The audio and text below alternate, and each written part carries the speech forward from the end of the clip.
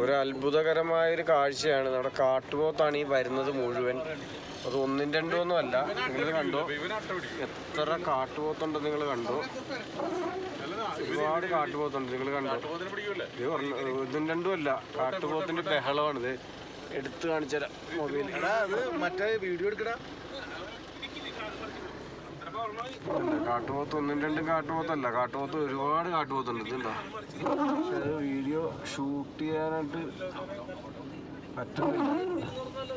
ഇവിടുത്തെ നേരെ അവിടെ നിൽപ്പുണ്ട്.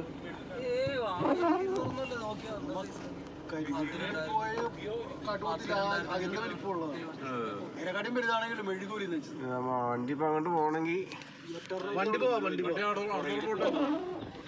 വണ്ടി അവിടെ നിന്ന് സാധനം